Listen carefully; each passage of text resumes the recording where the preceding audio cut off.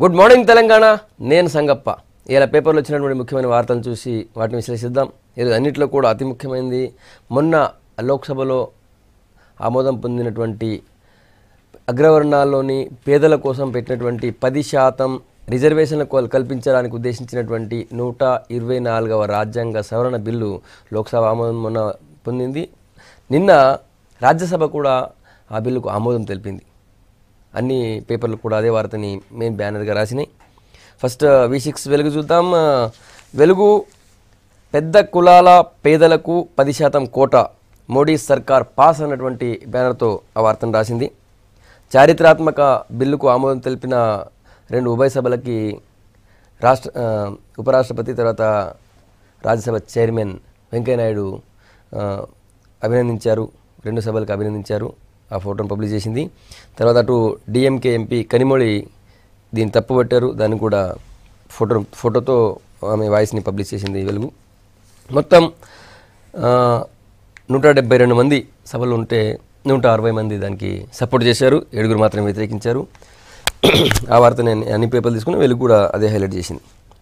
Next వేరే వార్తలు చూసినట్టయితే పంచాయతీ ఎలక్షన్కి సంబంధించి వారెవా వార్డ్ మెంబర్ అనే బ్యానర్తో వార్తను పబ్లిష్ చేసింది.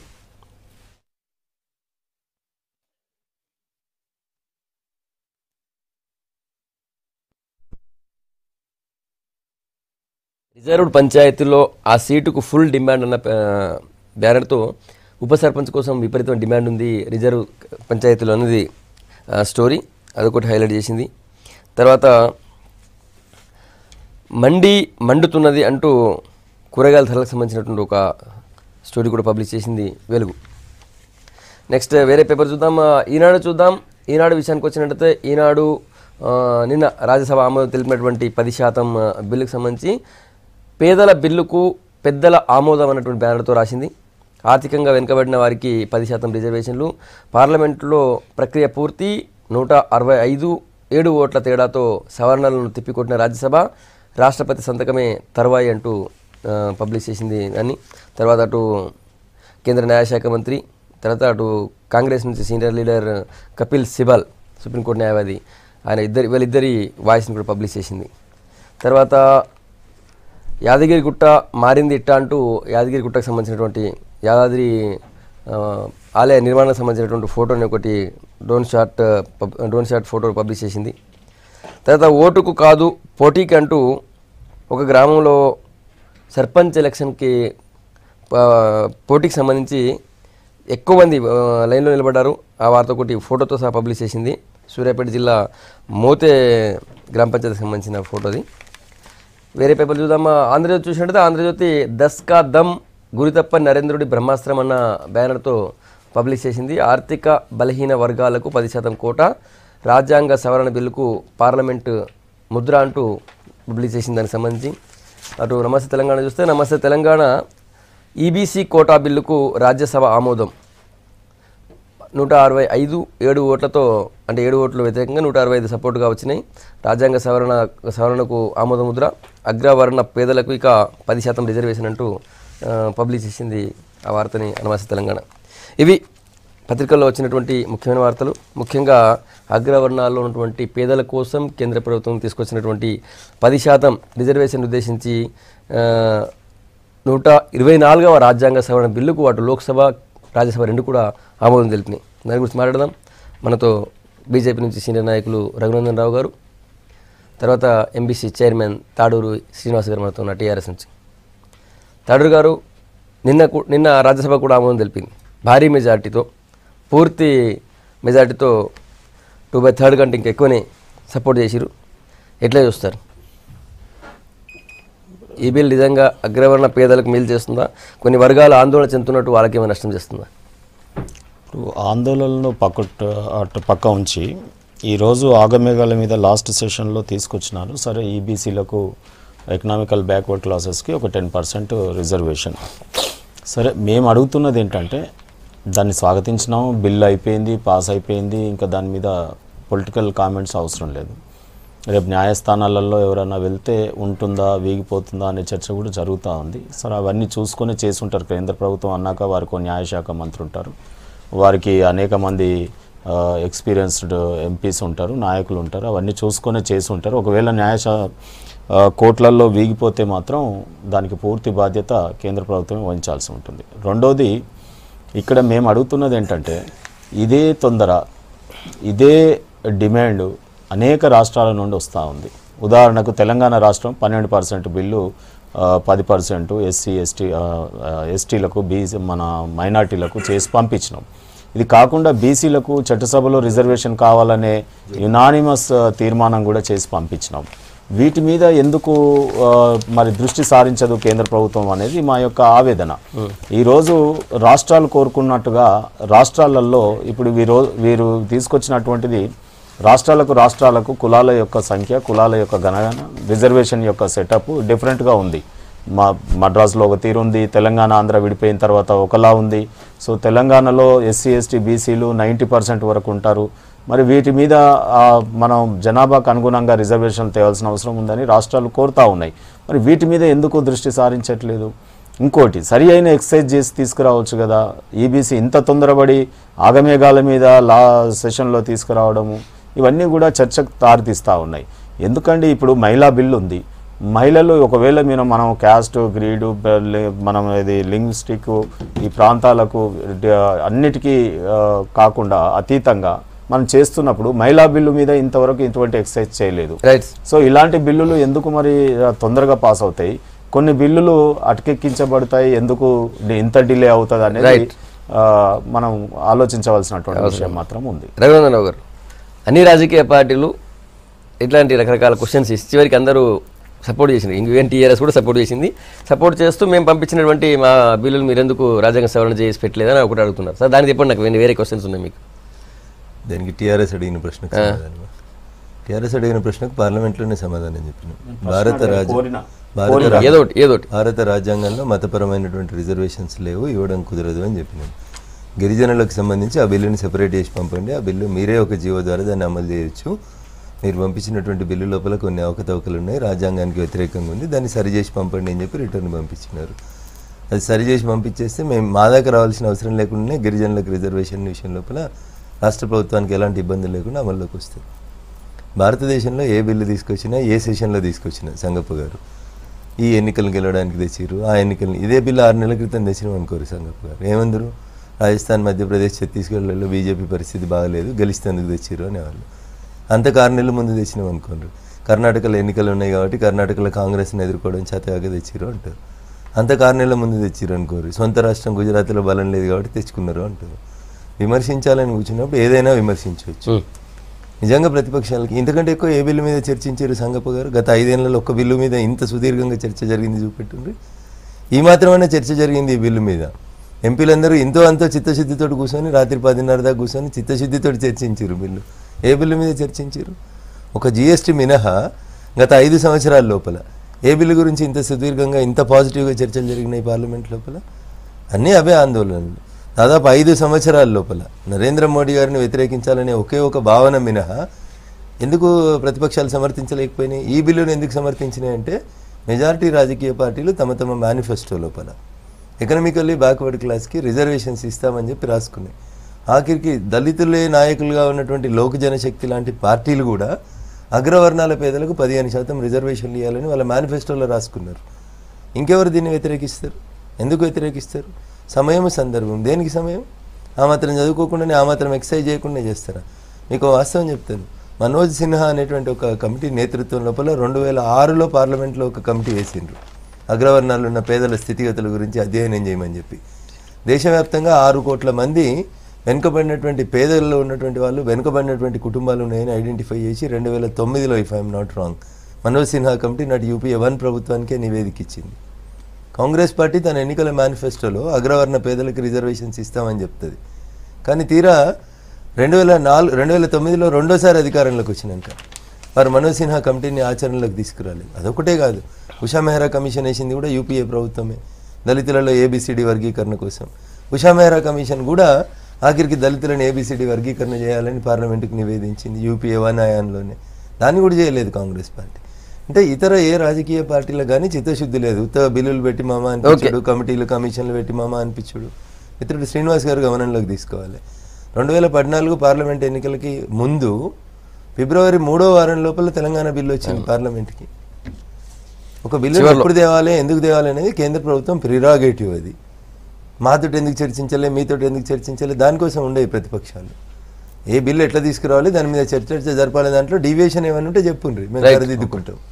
కేంద్రానికి ఓ న్యాయశాఖ మంత్రి ఉంటాడు, ఓ హోంశాఖ మంత్రి ఉంటాడు, కేంద్ర కేబినెట్ ఉంటుంది, వాళ్ళందరూ కూర్చొని బిల్లు తీసుకొచ్చారు. సార్ ఒక్క నిమిషం. ఒకటి సరే, మీరిద్దరి మధ్యలో ఆ డిస్కషన్ ఒకటైతే, నిన్న కాంగ్రెస్ లీడర్ కపిల్ సిబల్ ఒక మాట అంటారు, 2.5 లక్షల ఆదాయం దాటితేనే దానికి మనం ట్యాక్స్ వేస్తున్నాం. అట్లాంటిది 8 లక్షల ఆదాయం ఉన్నాయని మీరు పేద వ్యక్తి అని చెప్పి గుర్తించి అలా వాళ్ళకి మీరు రిజర్వేషన్ కల్పించడం ఎంతవరకు కరెక్ట్ అనేది ఒకటి. రెండవది, ఫస్ట్ ఆఫ్ ఆల్ 3.7% మంది మాత్రమే దేశం ట్యాక్స్ కడుతుందని చెప్పి కేంద్ర ప్రభుత్వం చెప్తుంది. ఈ జిఎస్టీ తేవడం టైంలో కూడా అప్పుడు కూడా చెప్పింది ట్యాక్స్ కట్టేటోళ్ళు ఎవరు లేరు, మొత్తం ఎగ్గొట్టేళ్ళు ఎక్కువ ఉన్నారు అని చెప్పి. అప్పుడు 2% ఏమి ఉండే, ఇప్పుడు పెరిగినట్టుంది మంచిగా 1.7%. మరి ఎట్లా గుర్తిస్తారు వాళ్ళు అనేది ఆయన ప్రశ్న. ఇప్పుడు ఏదైనా ఒక కొత్త చట్టం తీసుకొస్తున్నప్పుడు ఈ దేశం లోపల దాన్ని ఇంప్లిమెంటేషన్లోకి పోతున్నప్పుడు వచ్చేటువంటి ఇబ్బందులను బట్టి తీసుకొస్తారు. దాంట్లో 8 లక్షలు అనేది ఒకటే లేదు కదా సంగప్ప గారు. 100 గజాలు దాటి ఇల్లు ఉండకూడదు, గ్రామీణ ప్రాంతం అయితే 200 గజాలు దాటి 1000 చదరపు అడుగుల కంటే పెద్దగా ఉండకూడదు, చాలా టర్మ్స్ అండ్ కండిషన్స్ వస్తాయి. మొత్తం బిల్లు చదివితే కపిల్ సిబాల్ గారు వకీలే కదా, తప్పులు ఏమైనా ఉంటే రమ్మనండి కోర్టుకి, అక్కడ చూద్దాం. పార్లమెంట్ ఈ సుప్రీం 100 సార్లు చెప్పింది సుప్రీంకోర్టు. పార్లమెంట్ తీసుకొచ్చినటువంటి బిల్లులు చట్టాల మీద కపిల్ సిబాల్ గారికి అవగాహన లేదని నేను అనుకోను. విమర్శించాలి కాబట్టి విమర్శించడం. ఇప్పుడు వారు అనేది ఏంది, 2.5 లక్షలు దాటిన వాళ్ళందరితోటి ఇన్కమ్ ట్యాక్స్ కట్టిస్తున్నారు. మీరు కేసు కట్టిస్తున్నాము, రేపు కూడా దాన్ని ఏమైనా ఉంటే స్లాబ్ పెంచుతాం, రేపు వచ్చేటువంటి ఓటాన్ అకౌంట్ బడ్జెట్ లోపల చూస్తారు ఇన్కమ్ ట్యాక్స్ డిపార్ట్మెంట్ ఏం చేయబోతున్నాం, ఎట్లుండబోతుంది అనేది జరుగుతుంది చర్చ. దేశవ్యాప్తంగా కాదు, ఇంటర్నల్గా చర్చలు అన్నీ జరిపిన తర్వాతనే ఒక బిల్లుని పారదర్శకంగా తెస్తాం. మేము తెచ్చినంత పారదర్శకంగా ఇంకెవరు బిల్లులు తీసుకురారు. అది సెకండరీ ఇష్యూ. 4.5 ఏళ్ల నుంచి ఇన్కమ్ ట్యాక్స్ డిపార్ట్మెంట్ మీద కేంద్ర ప్రభుత్వం అన్ని ఏజెన్సీస్ కూడా సర్వే చేస్తూ వస్తున్నాయి. That is only not the limit అంటున్న సంగప్ప గారు. దాంతోపాటు ఇంకా 5-6 కండిషన్స్ పెట్టుకున్నారు అక్కడ. 100 గజాలు దాటి హైదరాబాద్లో ఇల్లు ఉన్నది అనుకోండి, పేదలు అవుతారా డబ్బున్న వాళ్ళు అవుతారా సంగప్ప గారు? 2.5 లక్షలు దాటిన వాళ్ళు 3.7 ఉన్నారంటే ట్యాక్స్ కడతలేరని అర్థం. ట్యాక్స్ ఎగ్గొడుతున్న వాళ్ళు పట్టాలే ఓకే, కానీ 2.5 లక్షల వాళ్ళని ట్యాక్స్ కట్టిస్తున్నారు. అట్లాంటిది మీరు 8 లక్షల వాళ్ళని పేదోడు ఎట్లా అంటారు ఆయన? అది ఒక స్లాబ్లో, ఒక విభాగంలో ఒక స్లాబ్ అది సంగప్ప గారు. 8 లక్షలు అనేది ఇప్పుడు జిఎస్టీ తీసుకొచ్చినప్పుడు 12 రకాల స్లాబులు తీసుకొచ్చినాం. తర్వాత చర్చలు జరుగుతున్న కొద్దీ ప్రతి కౌన్సిల్ భేటీ లోపల ఆర్థిక మంత్రుల నుంచి గ్రౌండ్ నుంచి రిపోర్ట్ వస్తున్న కొద్దీ వాటిని సవరిస్తూ మారుస్తూ వచ్చారు కదా సంగప్ప గారు. ఒక బిల్లు, ఒక మార్పు, ఒక కొత్త చట్టం వచ్చినప్పుడు ఇంప్లిమెంటేషన్ లోపల వస్తున్నటువంటి ఇబ్బందులు, సాధక బాధకాలను చూసి మార్పులు చేర్పులు చేసుకుంటూ ముందుకు పోతుంటాయి ప్రభుత్వాలు. దాన్ని స్వాగతించాలి కానీ ఏకాఏకి బిల్లునే వ్యతిరేకించడం ఎందుకు? మరి మీ మేనిఫెస్టోలో రాసిండ్రు కదా, అగ్రవర్ణ పేదలకు 10% రిజర్వేషన్ ఇస్తామని కాంగ్రెస్ పార్టీ తన ఎన్నికల మేనిఫెస్టోలో రాసుకుంది. మరి అది రాసినప్పుడు ఎందుకు సిబాల్ గారు చెప్పలేదు? పోనీ ఆ రోజు ఇచ్చిన గైడ్ లైన్స్ ఏమున్నాయి చెప్పుండ్రి. 1,00,000 కంటే బిల్లు వస్తే అగ్రవర్ణ కాంగ్రెస్ వ్యతిరేకించలేదు దీన్ని. కాకపోతే ఆయన అంటున్నాడు పేదలు అంటే ఎవరు 8 లక్షలు 70,000. సిబాల్ గారు మొత్తం చదవాలి. అందులో 100 గజాల కంటే ఎక్కువ ఉండొద్దు అన్నాం. ఇప్పుడు నేను ఒక 5 కండిషన్స్ పెట్టి ఈ కండిషన్స్ అప్లై అయితే అని చెప్తాను దరఖాస్తు పెట్టే. ఇప్పుడు ముందు ఒక దరఖాస్తు వచ్చిన తర్వాత దాన్ని స్క్రూటినీ చేస్తాను. ఒక్క నిమిషం శ్రీనివాస్ గారు, మీరు మాట్లాడదు. బెల్లనాయక్ గారు కాంగ్రెస్ నుంచి ఎస్టీసెల్ వైస్ చైర్మన్, ఏఐసిసి మనతో లైన్లో ఉన్నారు. బెల్లనాయక్ గారు, నిన్న రాజ్యసభ కూడా ఆమోదం తెలిపింది 124వ రాజ్యాంగ సవరణ, అగ్రవర్ణాల్లోని పేదలకి 10% రిజర్వేషన్ బిల్లు. ఎట్లా చూస్తారు? మొదటి నుంచి చెప్తున్నాం కదా, దేశంలో ఉన్నటువంటి ఏ వర్గ పేదలైనా కానీ పేదల కోసం పనిచేస్తుంది కాంగ్రెస్ పార్టీ, పేదలకు న్యాయం జరగాలని కోరుకునేది కాంగ్రెస్ పార్టీ. కాబట్టి ఈ బిల్లు పెట్టినా, ఇది ఏ ఉద్దేశంతో వాళ్ళు పెట్టినా దానికి మేము మా చిత్తశుద్ధిని చాటుకుంటూ సపోర్ట్ చేసి ఇవాళ లోక్సభలో, రాజ్యసభలో పాస్ కావడానికి పూర్తిగా సహకరించడం అనేటటువంటి మా బాధ్యతగా తీసుకున్నాం.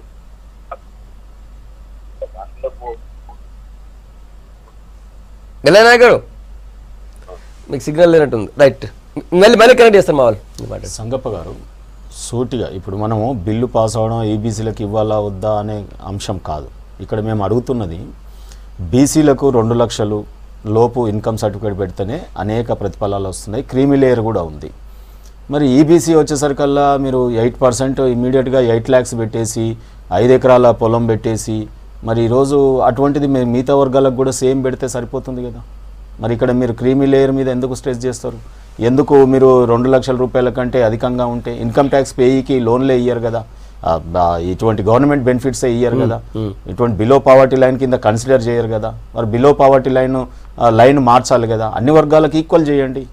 ఇప్పుడు 8 లక్షలు అనేది బీసీ, ఎస్సీ, ఎస్టీలు ఎవరైనా సరే అన్ని ప్రతిఫలాలు పొందుకునేటందుకు అది కూడా మీరు చెయ్యాలి.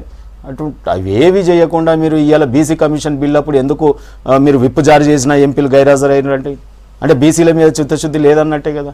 ఇప్పుడు ఈ బీసీల మీద ఉన్న చిత్తశుద్ధి ఒక మిగతా అన్ని వర్గాల మీద కూడా ఉండాలంటున్నాం. దాంట్లో తప్పేమో చెప్పండి. ఇలా ఈబీసీని ఎవరు వ్యతిరేకిస్తలేరు. మీకు పార్లమెంట్ లో వచ్చినటువంటి ఆమోదము అందరి ఆమోదమే కదా. నేను ఇప్పుడు ఈబీసీని మాట్లాడుతున్నామా? నేను అడిగిన ప్రశ్న ఈబీసీ ఆల్రెడీ పాస్ అయింది. ఈబీసీలకు ఎవరు ఇవ్వద్దు అనట్లేదు. ఏ రాజకీయ పార్టీ వ్యతిరేకించలేదు. మీకు సునాయాసంగా గట్టెక్కినారు. మీది ఏమైనా ఈడన్ ఎజెండా ఇలా అన్ని పార్టీలు సహకరించినాయి. మీరు ఈబీసీలకు ఏ రకంగా చేస్తారనేది రేపు న్యాయ వ్యవస్థలు చూసుకుంటాయి. నేను అడుగుతున్నటువంటి ప్రశ్న, ఇదే బీసీ కమిషన్కు రాజ్యాంగబద్ధత కల్పించాలంటే నీ ఎంపీలే 30 మంది గైరాజరైతే వారి మీద ఎలాంటి చర్యలు పాస్ అయింది కానీ ఏ రకమైన ఇబ్బంది ఇప్పుడు తీసుకురావాలి. ఇప్పుడు బీసీల సమస్య వచ్చినప్పుడు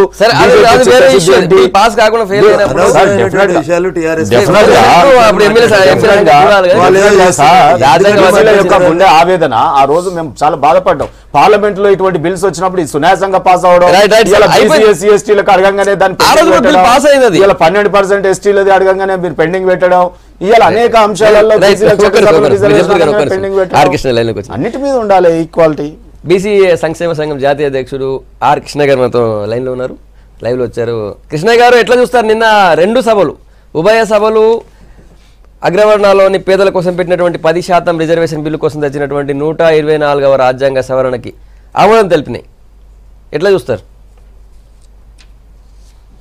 అంటే అగ్రకులాల్లోని పేదలకు 10% రిజర్వేషన్లు పెట్టందడివే అన్ని పార్టీలు ఉన్నటువంటి నాయకులు ఆగమేఘాల మీద ఒకటే రోజు పాస్ చేసిర్రు అన్నిట్లా. ఇక్కడ లోక్సభలో ఒక రోజు, రాజ్యసభలో ఒక రోజు. అదే మోడీ గారు బీసీల గురించి జాతీయ బీసీ కమిషన్ కు రాజ్యాంగబద్ధమైన హోదా కల్పించాలని బిల్లు పెడితే 1 ఇయర్ చక్కలు కొట్టింది. అంటే ఈ దేశంలో బీసీలను ఎంత చిన్న చూపు చూస్తుందో అక్కడ స్పష్టంగా అర్థమవుతుంది. ఒకటి, ఈ సమాజం కానీ వ్యవస్థ కానీ మేధావులు కానీ అగ్రకులాలు కానీ రిజర్వేషన్ల యొక్క పర్పస్ను ఇప్పటికీ అర్థం చేసుకుంటలేరు. రిజర్వేషన్లు ఎందుకు పెట్టారు, దాని యొక్క స్పిరిట్ ఏంటిది, దానివల్ల దాని యొక్క ఉద్దేశం ఏమిటిది, లక్ష్యం ఏమిటిది అనేది అర్థం చేసుకోకుండా ఒక మోడల్గా పేషనబుల్గా రిజర్వేషన్లు అంటే పేదల కోసం, పేదరిక నిర్మూలన కోసం అనేటువంటి అర్థంలో తీసుకుని పోతున్నారు. దాందే చాలా బాధాకరమైనటువంటి విషయం. ఎందుకంటే రిజర్వేషన్లు పేదరిక నిర్మూలన పథకం కాదు. రిజర్వేషన్లు పెట్టింది ఒక 2 పారామీటర్లు, 2-3 మీనింగ్ ఆబ్జెక్టివ్ తోటి రిజర్వేషన్లు పెట్టారు.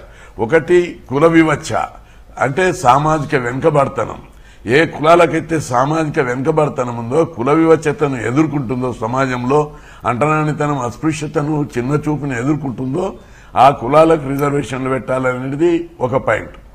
2వ పాయింట్, కొన్ని కులాలకు అసలు ఉద్యోగాలలో, విద్యా సంస్థల్లో అసలు చదవడం లేదు, రావడం లేదు. మెడిసిన్ కానీ ఇంజనీరింగ్ కానీ మంచి ప్రెస్టీజియస్ కోర్సుల్లో వాళ్ళకి అడ్మిషన్లు రావడం లేదు. అట్లాంటి కులాలకు రిజర్వేషన్లు పెట్టి అడ్మిషన్లు ఇవ్వడము, పోటీ లోపల వాళ్ళు తట్టుకుంటలేరు కాబట్టి తక్కువ మార్కులు వచ్చిన వాళ్ళకి సీట్లు ఇచ్చేటటువంటి విధంగా వీళ్ళకు రిజర్వేషన్లు పెడితే తప్ప చదువుకోలేరని అట్లాంటి 2వ పారామీటర్ తోటి రిజర్వేషన్లు పెట్టారు. అగ్రకులాలకు ఈ 2 పారామీటర్లు ఉన్నాయని నేను అడుగుతున్నాను.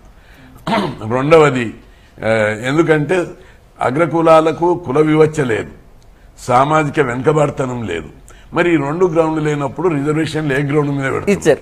2వది ప్రాతినిధ్యం పోతే విద్యారంగంలో కానీ ఉద్యోగ రంగంలో కానీ మొత్తం ఈ 70 ఏళ్ళు వాళ్ళే ఉన్నారు. 10% ఉంటే 50% నుంచి 80% వాళ్ళే రిప్రజెంటేషన్ ఉన్నది. అట్లాంటప్పుడు ఏ విధంగా ఏ పారామీటర్ మీద వాళ్ళను ఎన్నిక చేశారని చెప్పి నేను ప్రశ్నిస్తాను. 2 పారామీటర్లు అధికారం ఉంది, పార్టీల నాయకత్వం వాళ్ళకే ఉంది, మా ఇష్టం మా రాజ్యం అని చెప్పి ఇప్పటికీ అనేక కులాలు బీసీ జాబితాలో కానీ, దళితుల్లో కానీ, గిరిజనులో కానీ ఇంతవరకు మెడికల్ కాలేజ్ దొక్కనటువంటి కులాలు ఉన్నాయి. అదేవిధంగా గవర్నమెంట్ ఆఫీసులో సీట్లు రానటువంటి ఉన్నాయి, అసెంబ్లీలు కడప దొక్కనటువంటి కులాలు ఉన్నాయి, పార్లమెంటు కడప దొక్కనటువంటి కులాలు ఉన్నాయి. వాళ్ళకి మలదీసి. 2వది, మన సమగ్ర కుటుంబ సర్వే ప్రకారము ఈ మన అగ్రకులాలు ఎంతున్నారు? మన తెలంగాణలో 9% ఉన్నారు. 9% ఉన్న వాళ్ళకేమో 10% రిజర్వేషన్లు పెడతారు. 71 ఏళ్ళు 80% అధికారము సంపద అనుభవించిన వాళ్లకు మళ్ళా రిజర్వేషన్లు పెడతారు. అస్సలు 54% జనాభా సమగ్ర కుటుంబ సర్వే ప్రకారం 52% మన జనాభా ఉంది. 52% జనాభా ఉన్నోళ్ళకేమో 25% రిజర్వేషన్లు పెడతారు. ఎక్కడి న్యాయము? ఇదేమి అడవిక న్యాయం అని చెప్పి నేను ప్రశ్నిస్తున్నా. ఈ విధంగా రిజర్వేషన్ల యొక్క పర్పస్ దారి తప్పింది. అంటే రిజర్వేషన్ల సిద్ధాంతం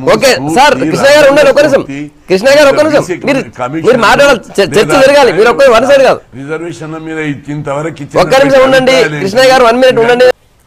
నిన్న అగ్రవర్ణ పేదలకి 10% బిల్లుపై 2 సభలు కూడా ఆమోదం తెలిపినాయి. దాని గురించి మాట్లాడుతున్నాం.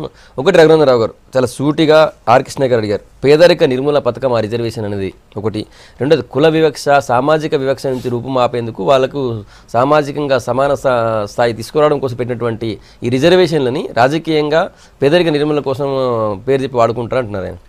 భారత రాజ్యాంగ నిర్మాత అంబేద్కర్ గారు చెప్పినప్పుడు కూడా రిజర్వేషన్లని 3 ప్రాతిపదికలను కూడా తీసుకురావాలని ఆ రోజు వారు చెప్పారు.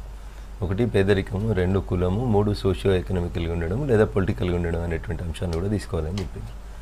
ఎవరు ఏ రకంగా అన్వయించుకున్నా కానీ చాలామంది సందర్భానుసారంగా మాట్లాడతారు అనేది నేను ఇందాక కపిల్ సిబాల్ గారి గురించి మీరు చెప్పినప్పుడు మాట్లాడుతూ వచ్చినాను. 1996 వరకు ఓబీసీ వర్గాలను కానీ ఇతర కులాలలో కానీ సంపన్న శ్రేణి ఏంటంటే ₹1,00,000 లిమిట్ ఉండే సంగప్ప గారు. 2013లో అదే కేంబ్రిడ్జ్లో చదువుకున్న మన్మోహన్ సింగ్ గారు, ఇదే ఆక్స్ఫర్డ్లో చదువుకున్న చిదంబరం గారు, అదే కపిల్ సిబాల్ గారు 2013 UPA 2లో ఆ చట్టాన్ని సవరిస్తూ ఇందాక అడిగింది కదా 2.5 లక్షలు దాటితే ఇన్కమ్ ట్యాక్స్ కేటగిరీలోకి వస్తారు, ఎట్లా కట్టిస్తారు వాళ్ళని, ఎట్లా సంపన్న శ్రేణి కాదు అని గుర్తిస్తున్నారని అడిగింది కదా. మరి 2013లో భారత పార్లమెంట్ ఒక చట్టం తీసుకొచ్చి 6 లక్షల ఆదాయ పరిమితి వరకు ఉన్న వాళ్ళందరూ కూడా పేదలే అని చెప్పి భారత పార్లమెంట్లోనే చట్టం చేసింది. ఇదే కపిల్ సిబాల్ గారు నాయకత్వం వహిస్తున్నటువంటి పార్టీ. దాన్ని మేము 2017లో 8 లక్షలకు పెంచినాం ఆదాయ పరిమితిని. అది మర్చిపోయినట్టు జనానికి ఏదో గుర్తున్నది కాబట్టి ఏదైనా మాట్లాడవచ్చు కాబట్టి ఆ రోజు మైకి దొరికినట్టు మాట్లాడితే కపిల్ సిబాల్ లాంటి విఘ్నులకు తగదు. ఇది నేను కేటగిరికల్గా ఆన్ రికార్డులో చెప్తున్నా మీకు సంగప్ప గారు.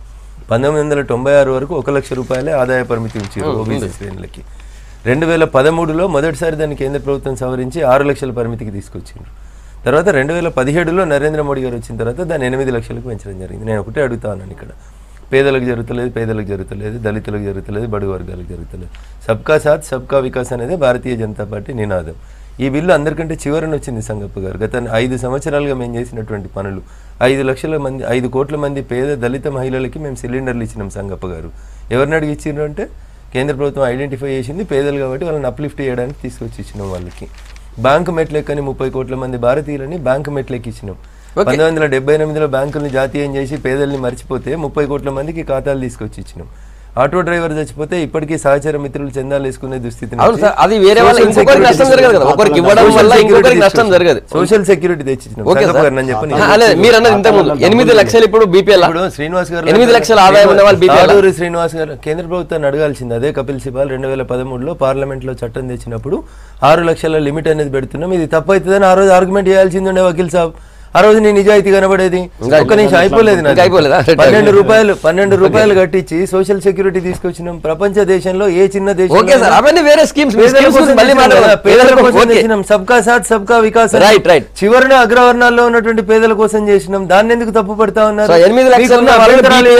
బీసీల కోట ముట్టట్లేదు, ఎస్సీల కోట ముట్టట్లేదు, ఎస్టీల కోట ముట్టట్లేదు, రాజ్యాంగబద్ధంగా ఉన్నటువంటి ఏ రిజర్వేషన్ కూడా ముట్టకుండా ఇప్పుడు ముఖ్యమంత్రి గారు శ్రీనివాస్ గారు బాగా మాట్లాడుతున్నారు కదా, సూటిగా సమాధానం చెప్పమనండి. ముఖ్యమంత్రి గారి సొంత జిల్లా సిద్దిపేట జిల్లాలో హుస్నాబాద్ తాలూకా లోపల ఒక రెడ్డి సామాజిక వర్గానికి సంబంధించినటువంటి నాయకుడు, రైతు, 5 ఎకరాల భూమి ఉంటది, 5 లక్షల రూపాయల అప్పు, కొడుకు కూతురు ఇద్దరు MBA చదువుకున్నారు సంగప్ప గారు. నేను ఎప్పుడో 1947లో జరిగింది చెప్తాను, 2017లో జరిగిన సంఘటన చెప్తాను. వినండి సార్ ఒక్క నిమిషం. 19% అభివృద్ధి సాధించారు. శ్రీనివాస్ గారు ముఖ్యమంత్రి గారి గురించి మాట్లాడకుండా ఎందుకంత ఆవేశం? పార్టీ చెప్తుంటే 2017లో జరిగింది చెప్తా ఉన్నా సంగప్ప గారు. నేను దేశంలో కాదు ప్రపంచంలోనే తెలంగాణ గొప్పగా వచ్చింది, 19% అభివృద్ధి తెచ్చినాం, అసలు మాకంటే గొప్పగా లేదన్న ముఖ్యమంత్రి గారి సొంత జిల్లాలో మీ ఫామ్ హౌస్ కి 5 కిలోమీటర్ల దూరంలో 5 ఎకరాల భూమి ఉన్న అగ్రవర్ణపు రైతు, కొడుకు కూతురు ఇద్దరు MBA కంప్లీట్ చేసిన వాళ్ళకి నీకేందా రన్నింగ్ కామెంట్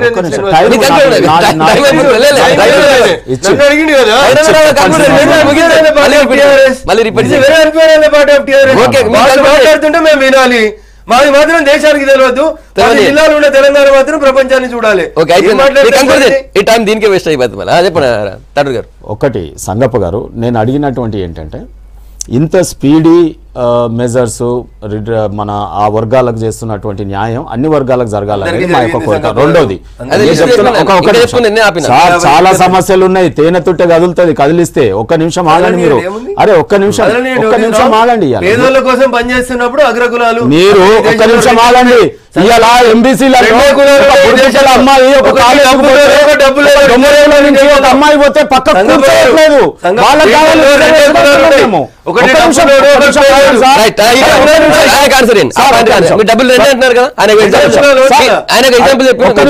ఏమంటున్నా సంగప్ప గారు, ఇవాళ మీరు అన్నట్టు నారాయణమ్మ కాలేజీలో ఒక బుడుబుక్కల అమ్మాయి స్వాతి అనే అమ్మాయి చదువుతుంది, నేను ఆత్మహత్య చేసుకుంటా అంటుంది. ఎందుకు అంటే నేను బుడుబుక్కల అనేసరికల్లా నా ఇంటికి ఎవరు విలువట్లేదు, దోస్తులు రావట్లేదు, టీచర్లు కూడా చులకన చూస్తా ఉన్నారు, నేను చనిపోతానని చెప్తా ఉన్నారు నా దగ్గరకు వచ్చి ఎంపీసీ కార్పొరేషన్ చైర్మన్ గా. ఈ రోజు దొమ్మరి కులస్తులు ఎవరింటికన్నా పోతే ఆ పిల్లలు బీటెక్ చదివినా గానీ ఏం కులం, ఒకరింటికి దోస్తుంటికి పోతే వాళ్ళ తల్లిదండ్రులు ఏం కులం అంటే దొమ్మరి అని అంటే వాళ్ళని ఇంట్లోకి రానియకని చెప్తా ఉన్నారు. ఈ కులాల పేర్లు మార్చండి, ఈ కులాలకు ఫైనాన్షియల్ ఎయిడ్ ఇవ్వండి, ఈ కులాలకు బాగుపరచండి, ఎడ్యుకేషన్ ఆపర్చునిటీస్ లేవు సంగప్పన. ఇవాళ రిజర్వేషన్స్ ఎందుకు రావాలి తెలుసా? ఇవాళ ఒక 100 ఏళ్ళు, ఒక 70 ఏళ్ళు, 50 ఏళ్ళు ఒక విద్య ఆనాడు ఎస్సీ ఎస్టీ బీసీలు పోయి స్కూల్లో కూర్చుంటే మిగతా అగ్రవర్ణాల పిల్లలు కూర్చోలేని పరిస్థితి ఉండే, ఆ స్కూళ్ళను సంప్రోక్షణ చేసే పరిస్థితి ఉండే.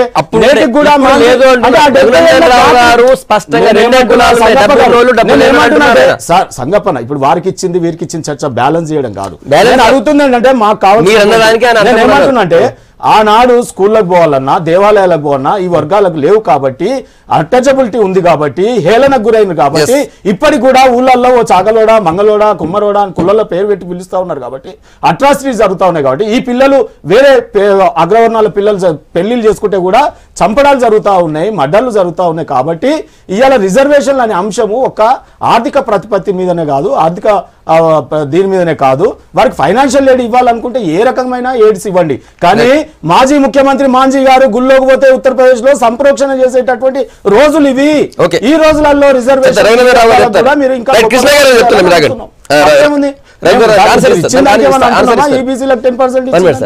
కృష్ణ గారు, దేశంలో 2 కులాలు ఉన్నాయి ఇప్పుడు, ఒకటి డబ్బు ఉన్నోళ్ళు డబ్బు లేని పేదలు ధనికులు చెప్పారు. అగ్రకులాలలో జాబులు రాక ఒకటి సిద్దిపేటలో ఉస్నాబాద్ మండలం లోపల ఒక గ్రామంలో చనిపోయిన ఆత్మహత్య చేసుకుని, చనిపోవడం జాబు రాక చనిపోవడం అనేది ఒక అగ్రకులాలనే కాదు, బీసీలో చచ్చిపోతుండ్రు, ఎస్సీ ఎస్టీలో చచ్చిపోతుండ్రు, అన్ని కులాలలో చచ్చిపోతున్నారు.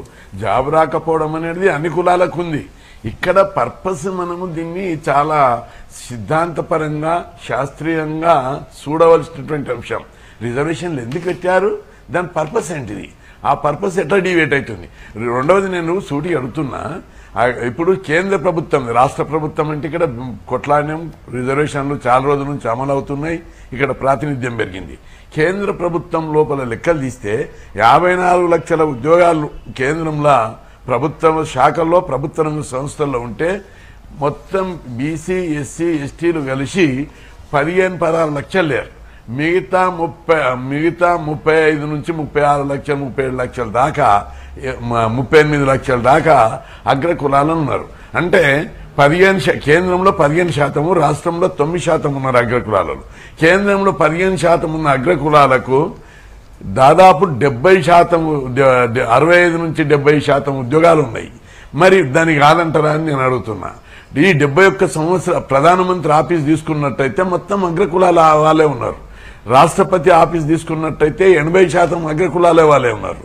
అంటే 15% ఉన్నోళ్ళు 80% పదవులు ఉద్యోగాలు పొందుతుంటే మళ్ళా ఇంకా మాకు తక్కువ ప్రాతినిధ్యం ఉంది. మనకు బీదవాళ్లకు పేదరిక నిర్మూలన పథకాలు పెడదాం, సబ్సిడీ రుణాలు ఇమ్మందాం.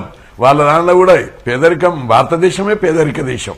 ఈ పేదరిక నిర్మూలనకు రిజర్వేషన్లు పెడితే పేదరిక నిర్మూలన పోదు, లేదా ఈ రిజర్వేషన్లు పెడితే అగ్రకులాల్లోని పేదవాళ్ళందరూ ఆత్మహత్యలాగిపోవు, లేదా పేదరిక నిర్మూలన జరగదు. కాబట్టి దీన్ని రోగం ఒకటి ఉంటే మందు ఒకటి పెడితే సరిపోదు.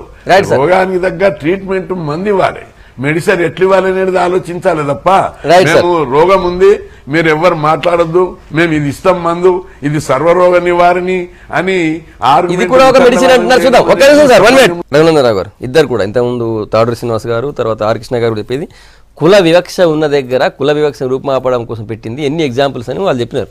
సంగప్ప గారు కృష్ణయ్య గారు మాట్లాడుతూ ఒక ప్రస్తావన తీసుకొచ్చారు. ప్రధానమంత్రి కార్యాలయంలో, రాష్ట్రపతి కార్యాలయంలో ఇంతమంది అగ్ర కులాలు ఉన్నారు, ఇంతమంది వెనుకబడిన కులాలు ఉన్నారు. ఆ నియామకాలను ఎవరు చేసిరు సంగప్ప గారు? మేము వచ్చినాక జరిగిన కొత్త రిక్రూట్మెంట్లు కాదు కదా. ఈ దేశానికి స్వతంత్రం వచ్చిన తర్వాత ఈ దేశాన్ని మెజారిటీ సంవత్సరాలు పరిపాలించినటువంటి కాంగ్రెస్ పార్టీ 1970 ఆ ప్రాంతం లోపల గరీబీ హటావో అంటే ఆ రోజు నుంచి ఈ రోజు దాకా వాళ్ళు ఏం చేయలేదు. చేయనటువంటి వాళ్ళ గురించి మాట్లాడకుండా చేస్తూ సంస్కరణలు తీసుకొస్తారు. పార్టీ ఏదైనా వర్గం నష్టపోయింది కదా, పార్టీ ఏదైనా వర్గం నష్టపోయింది కదా, 100% వెనుకబడిన వర్గం మొత్తం నష్టపోయింది కదా, 100% నష్టపోయారు. అందుకనే బీసీ కమిషన్ తీసుకొచ్చి దానికి రాజ్యాంగబద్ధమైనటువంటి హోదా కల్పించినటువంటి పార్టీ వ్యక్తి నరేంద్ర మోడీ గారు. ఇందాక అనవసరంగా శ్రీనివాస్ గారు అనవసరంగా తనకు తోచింది మాట్లాడాలని బీజేపీని కోరుకోవద్దు.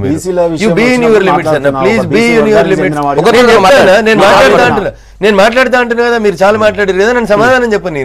నేను చెప్పినాక మీరు మాట్లాడండి. మీరు మాట్లాడేటప్పుడు నేను రాను. ఇందాక వారు కొన్ని కులాలని ప్రస్తావించి వచ్చిండ్రు. ఈ కులాలకు సంబంధించిన వారి పట్ల వివక్ష జరుగుతుంది సమాజంలో అని. లా అండ్ ఆర్డర్ ఎవరి చేతులు ఉంటుంది? ఒకవేళ ఏదైనా కాలేజ్ యాజమాన్యంలో అట్లాంటి పొరపాటు జరిగింది అనుకోనా, మీరు ఉన్నారు కదా ఒక నాయకుడిగా, ఎంబీసీ కమిషన్ చైర్మన్ ఉన్నారు కదా, కేసు పెట్టండి సార్. అది కుల వివక్ష అన్న, అది కుల వివక్ష జరిగింది. శ్రీనివాస్ గారు నా టర్మ్ అయిపోయిన తర్వాత మీరు చెప్పండి. కుల వివక్ష జరిగింది, ఒక అమ్మాయి లేదా ఒక అబ్బాయికి కొంచెం ఆత్మ న్యూనతా భావం కొంత పక్కన ఉన్న మంది వ్యక్తులు మాట్లాడితే జరిగింది. దానికి గతంలో ఎస్సీ ఎస్టీలకు ఏ రకమైనటువంటి రక్షణ ఇచ్చిండ్రో అట్లాంటి రక్షణ బీసీ కమిషన్ ద్వారా తీసుకొచ్చిన పార్లమెంట్ లో చట్టం వచ్చిందబ్బా. చట్టం వచ్చింది ఆగస్టు 2018లోనే. బిల్లు రాజ్యసభలో కూడా పాస్ అయింది. దాని నియామకానికి సంబంధించి కసరత్తు జరుగుతుంది. ఒక రిటైర్డ్ హైకోర్టు లేదా సుప్రీంకోర్టు జడ్జిని రేపో మాపో వింటారు కదా. నిన్న రవిశంకర్ ప్రసాద్ గారు చెప్పిండ్రు కదా, ఒక్క సిక్సర్కే గింతెందుకు ఆగమాగం అవుతారు, ఇంకా మిగతా చాలా వచ్చేటి ఏం చెప్పిండ్రు ఆయన. వినుండ్రు అబ్బా, చివరి ఓవర్లో 6 సిక్సర్లు వస్తాయి. వినుండ్రు, అట్లా కూడా కొట్టింది ప్రపంచ కప్ చరిత్రలోనే ఉంది. మీరు బీసీ కమిషన్ మేము తీసుకొచ్చినాం శ్రీనివాస్ గారు, స్వాగతించుండ్రి. కులాలను ఐడెంటిఫై చేస్తాం. ఇందాక మీరు చెప్పిన కులాలన్నింటినీ ఇంకా అవసరం అనుకుంటే, ఇబ్బంది ఉంది అని అనుకుంటే వాటిని ఎస్సీలకు మార్చమని అడుగుదాం. ఒకటి అట్రాసిటీ ఉండడం వల్ల, అట్రాసిటీ చట్టం ఎప్పుడు వచ్చింది? అట్రాసిటీ చట్టం వచ్చిన తర్వాత నిజంగానే ఎస్సీ ఎస్టీల మీద అట్రాసిటీలు ఆగిపోయినాయి. వాళ్ళ కుల వివక్ష పోయింది వాళ్ళ మీద. ఆ కేసుకు భయపడి మొత్తానికి వాళ్ళకి పూర్తి కుల వివక్ష పోయి అందరు కలుపుకుంటున్నారా? ఇప్పుడు నిర్భయ చట్టం 2013లో వచ్చింది, 13లో సామాజికంగా రావాల్సిన మార్పు కదా. అందుకనే చెప్తాను నేను ఈ దేశంలో 2 రకాల ప్రజలు కనబడతారు మీకు. ఒకరు ధనికులు, ఒకరు పేదలు. చాలా మంది అట్లా లేదు వాదని చెప్పారు. ఎగ్జాంపుల్ చెప్పి మీరు అట్లా చెప్తారు కానీ నారాయణమ్మలో చదువుతున్న వాళ్ళు డబ్బున్న వాళ్ళు అని చెప్పలేదు తను. అదే జూబ్లీ హిల్స్ లోనో బంజారా హిల్స్ లోనో సంగప్ప గారు జూబ్లీ హిల్స్ లోనో ఇప్పుడు రిజర్వేషన్ల గురించి చర్చ పెడితే నేను సమాధానం చెప్పడానికి సిద్ధంగా ఉన్నా. డాక్టర్ బిఆర్ అంబేద్కర్ గారే 10 సంవత్సరాల తర్వాత రిజర్వేషన్లని సమీక్షించమని చెప్పిండ్రు. ఒక టర్మ్ అంటే ఫాదర్ ఐఏఎస్ అయింది అనుకోండి, నెక్స్ట్ టర్మ్ ఆ రిజర్వేషన్ ని వాడుకోవద్దు అని చెప్పిండ్రు. మరి దళితులలో కానీ ట్రైబ్స్లలో కానీ అట్లా జరుగుతుందా అంటే జరుగుతలేదు. సమీక్షించాలంటే సమీక్షించాలి. ఎందుకంటే జాతీయ పార్టీలో ఉన్నారు రఘునందన్ గారు, వారికి ఇన్ఫ్లుయెన్స్ ఉంది కాబట్టి ఈ దృష్టికి నేను తీసుకురావాలని V6 వేదికగా తీసుకురావాలని తీసుకొస్తున్నా. ఇక్కడ మేము అంటున్నది మెరిటోరియల్ స్టూడెంట్ అండి. మీరు ఆమెకు నారాయణమ్మ కాలేజీలో డబ్బులు పెట్టింది చదివిందని ఎట్లా అనుకుంటారు మీరు? ఆమెది 10th లో 98.4%, ఇంటర్లో 96.4%. మీరు ఒక సంఘటన చెప్పినారు కాబట్టి మా దగ్గర సరే వందున్నాయి. మీరు ఎంబీసీ కార్పొరేషన్ లో మా దగ్గరకు వస్తూ ఉంటారు కాబట్టి మా దృష్టికి వచ్చి చెప్పారు కాబట్టి. ఇక్కడ సంగప్పన్న గారు నేను ఏమంటున్నా అంటే, మాంజీ ఎవరండి ముఖ్యమంత్రిగా పనిచేయలేదా? బట్ టెంపుల్ కి వెళ్తే సంప్రోక్షణలు జరిగినాయి. అదే బీహార్ లో ఎక్కడైతే దేశంలో కన్యాకుమారి నుంచి కాశ్మీర్ దాకా అట్రాసిటీస్. ముఖ్యమంత్రి పదవి నిర్వహించిన తర్వాత కూడా మీరన్న 2 కులాల సూత్రం ఎట్లా వర్తిస్తుంది? డబ్బు ఉన్నది, డబ్బు లేని వాళ్ళు మాత్రం కుల వివక్ష లేదా? ఇప్పుడు నేను ఏమంటే చెప్తాను, నేను కుల వివక్ష లేదు, భారతదేశంలో కులం లేదని నేను చెప్పలేదు. 2 కులాలు మళ్ళీ చెప్తా ఉన్నా నేను. బంజారా అనుకుంటే ముఖ్యమంత్రికి ఎట్లా రానివ్వలేదు? రెండోది ఒక సంఘటన జరిగితే దాన్ని భూతద్దంలో పెట్టి చర్చ చేద్దాం అంటే అది వారి విఘ్నత. జరిగింది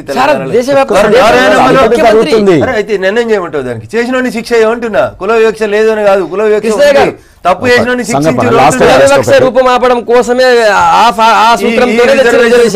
ఈ రిజర్వేషన్ బిల్లుకి కుల వివక్షకి సంబంధం లేదు. అగ్రవర్ణాల్లో ఉన్నటువంటి పేదల కోసం ఉద్దేశించి ముగిచేస్తాను నేను. ఒక కంక్లూజివ్, ఇవాళ పేదరిక నిర్మూలన అనేక పథకాలు ఉంటాయండి. ఇప్పుడు రైతు బంధు పథకం ఉంది, కుల వివక్ష లేదు, మేము ఇస్తా ఉన్నాం అందరికీ. ఇది దేశంలో మోడల్ అయింది. కళ్యాణ లక్ష్మి ఇస్తున్నాం, అందరికి ఇస్తున్నాం, విదేశీ విద్య ఉంది, 20 లక్షల రూపాయలు ఇస్తున్నాం, అందరికి ఇస్తున్నాం. ఇప్పుడు బ్యాక్లాగ్ పోస్టుల గురించి ఆర్ కృష్ణ కూడా పోరాటం చేసిండు కాబట్టి చెప్తా ఉన్నా. సంగప్పన్న గారి దేశంలో బ్యాక్లాగ్ పోస్టులు బీసీలో కానీ ఎస్సీ ఎస్టీలో కానీ మిగిలిపోతే ఈరోజు బీసీలో మళ్ళీ వాళ్ళకే రిజర్వ్ కేటాయించకుండా మొత్తం ఓసీలో ఇస్తా ఉన్నారు కదా. అది కూడా తప్పే. Right, okay. కృష్ణ గారు, ప్రధానంగా మనము ఈ రిజర్వేషన్ల సిద్ధాంతం మీదనే చర్చనే దారి తప్పుతుంది. ఎందుకంటే సామాజిక వెనుకబడతనాన్ని ఏ కులాలకైతే విద్యా ఉద్యోగాలలో రిప్రజెంటేషన్ లేదో ఈ కులాలకు ప్రజెంట్ రిప్రజెంటేషన్ ఇవ్వడానికి కోసమే రిజర్వేషన్ పెట్టారు. సామాజిక వెనుకబడతనాన్ని ప్రతిపాదిక తీసుకోవాలని ఇంతవరకు సుప్రీంకోర్టు, హైకోర్టులో కొన్ని వందల తీర్పులు వచ్చాయి. ఆ వందల తీర్పులలో కూడా social backwardness, caste discrimination base తీసుకోమని చెప్పారు. అంతేకాదు బీసీ కమిషన్లు వేశారు, ఎస్సీ కమిషన్లు, బీసీ కమిషన్లు. ఆ కమిషన్లన్నీ కూడా వందల కమిషన్లు వచ్చాయి. మండల్ కమిషన్తో పాటు అనేక కమిషన్లు. డాక్టర్ బాబాసాహెబ్ అంబేద్కర్ నుంచి నేటి వరకు అనేక మంది సిద్ధాంతకర్తలు సోషల్ బ్యాక్వర్డ్నెస్ ను, క్యాస్ట్ డిస్క్రిమినేషన్ ని, అన్టచబిలిటీని బేస్ గా తీసుకోవాలి రిజర్వేషన్లకు అనేది వాళ్ళు చెప్పారు, సిఫార్సులు చేశారు. అంతేకాదు ఇప్పటి వరకు రాజ్యాంగం లోపల కూడా ఎక్కడ కూడా బేసిక్ స్ట్రక్చర్ నుంచి మొదలుకుంటే 14, 15 ప్లస్ 339, 340 ఆర్టికల్స్ లోపల ఎక్కడైనా కూడా సోషల్ డిస్క్రిమినేషన్, ప్రాపర్ రిప్రజెంటేషన్ లేకపోతేనే రిజర్వేషన్లు ఇవ్వాలని స్పష్టంగా ఉన్నది. సామాజిక సిద్ధాంతవేత్తలు కూడా సోషల్ డిస్క్రిమినేషన్ తీసుకోవాలన్నారు. ప్రపంచంలో ఎక్కడైనా కూడా సోషల్ డిస్క్రిమినేషన్ తీసుకోవాలన్నారు. కానీ మన దగ్గర ఎకనామిక్ క్రైటీరియా అనేది మొదటిసారి వచ్చింది. సోషల్ డిస్క్రిమినేషన్ మూల సూత్రం, ఎకనామిక్ బ్యాక్వర్డ్నెస్ కానే కాదంటే. రిజర్వేషన్ల గురించి భారతీయ జనతా పార్టీ ఒకవేళ ఒక సందర్భంలో ఎక్కడైనా మాట్లాడితే మొత్తం వీళ్ళు మనువాదాన్ని తెస్తున్నారు, రాజ్యాంగాన్ని మారుస్తున్నారు అనే చర్చ చాలా సందర్భాల లోపల అసలు ఏం జరగకంటే ముందే జరిగింది. సంగప్ప గారు ఈ బిల్లుకు సంబంధించి వారు చెప్పినట్టు, కృష్ణయ్య గారు చెప్పినట్టు, ఇది బీసీలకో, ఎస్సీలకో, ఎస్టీలకో సంబంధించినటువంటి అంశం కాదు. వారికి కేటాయించబడినటువంటి 50% రిజర్వేషన్ని ముట్టకుండానే ఎకనామికల్లీ బ్యాక్వర్డ్ క్లాసెస్ కోసం, ఈడబ్ల్యూఎస్ కోసం తీసుకొచ్చినటువంటి ఒక కొత్త బిల్లు. అన్ని రాజకీయ పార్టీలు దీన్ని సమర్థించినాయి. ఆచరణ లోపల ఏమైనా ఇబ్బందులు వస్తే సవరించడానికి కేంద్ర ప్రభుత్వం సిద్ధంగా ఉంది. మీ సలహాలు, సూచనలు వినడానికి మేము పాజిటివ్ కోణంతో ఉన్నాము. అందుకనే పాజిటివ్గానే 2 రోజులు చర్చ జరిపినాము. ఎక్కడ కూడా బీసీలకు అన్యాయం జరుగుతుంది చెయ్యరు. పార్లమెంట్ లో on the floor of the Asaduddin Owaisi నేను చాలా స్పష్టంగా లోక్సభలో చెప్పింది, కోర్టులో నిలబడలేదు, ఏం లేదు, మీరు ఇప్పుడు పండుగ చేసుకోండి, మళ్ళీ చేసుకోలేరని చెప్పింది. ఇప్పుడు అసదుద్దీన్ ఓవైసీ ప్రాక్టీస్ చేయని అడ్వకేట్. ఇప్పుడు మీ అరే సర్టిఫికేట్లు మరి ఆర్ కృష్ణయ్య గారు కూడా 1970 చదువుకున్నాడు వకాలత్, కానీ వారు ప్రాక్టీస్ చేస్తలేరు.